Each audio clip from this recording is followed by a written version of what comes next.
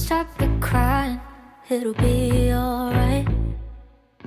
Just take my hand. Selamat siang teman-teman dan Mem Susan. Sekarang saya akan membahas tentang konflik sosial dan bagaimana proses integrasi sosial berperan penting dalam membangun kembali keharmonisan masyarakat.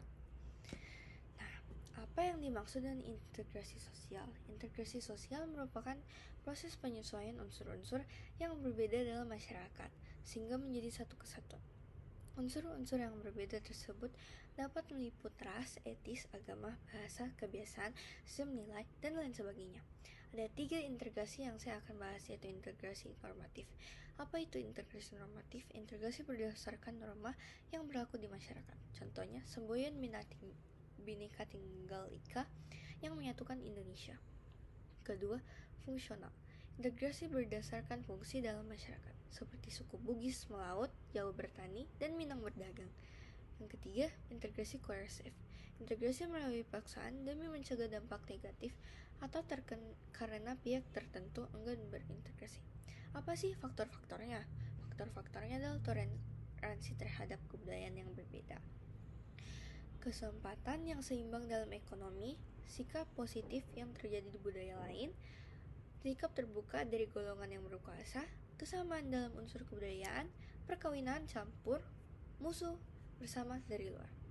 Apa yang dimaksud dengan konflik? Konflik adalah suatu keadaan di mana terjadi pertentangan atau perbedaan pendapat, kepentingan, tujuan, atau nilai-nilai antara dua pihak atau lebih. Konflik terjadi di berbagai tingkat, mulai dari hubungan pribadi antara individu, konflik sosial, hingga negara. Apa sih penyebab-penyebab konflik? Pertama, perbedaan nilai dan norma, persaingan sumber daya alam, ketidaksetaraan sosial, kepentingan politik, ketidakadilan, perbedaan etis dan budaya. Apa sih dampak-dampaknya konflik? Dampak-dampaknya adalah perpecahan sosial, kerusakan ekonomi, kehilangan nyawa dan cedera, meningkatkan ketegangan antar kelompok atau antar masyarakat, kehancuran budaya dan identitas, kemiskinan, dan penurunan kuasa hidup. Nah, penanganan konflik dapat dilakukan melalui beberapa langkah yang bertujuan untuk meredakan ketegangan dan mencapai penyelesaian yang adil dan damai.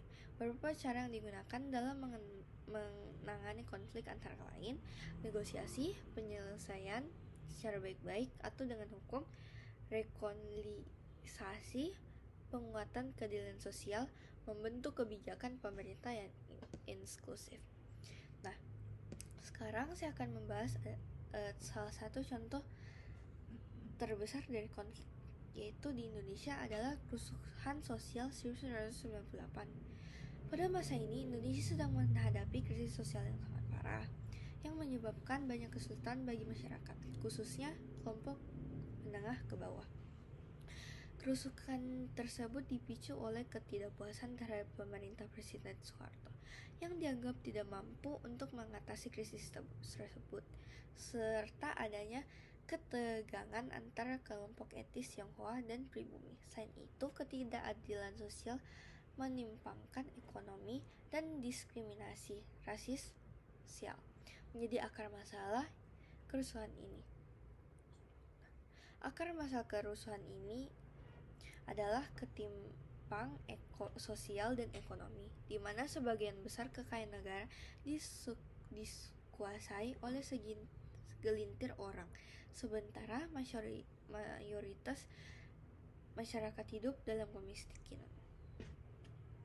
Namun, setelah kerusuhan ini, Indonesia mulai memperkenalkan berbagai solusi untuk integrasi sosial, seperti reformasi politik, kebijakan yang lebih inklusif terhadap semua kelompok, serta pembangunan sosial ekonomi yang lebih merata untuk memperbaiki hubungan antar kelompok. Sekian dari saya, terima kasih. Maaf bila salah kata. Terima kasih.